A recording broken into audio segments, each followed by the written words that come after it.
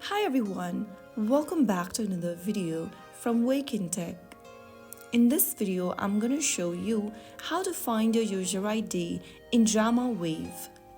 To locate your user ID in DramaWave, launch the app open on your device first. Now, tap on the profile button at the bottom right-hand corner. Once you open up the profile section, look for the label ID right underneath your name at the top. If you tap on the ID, you will be able to copy it on your clipboard. Remember, your user ID is a unique identifier for your account and may be required for certain support or account-related inquiries. So that's how you easily find your user ID in DramaWave. I hope the video was helpful. If it was, don't forget to like, share, and subscribe to the channel for more contents like this. I'll see you in the next video.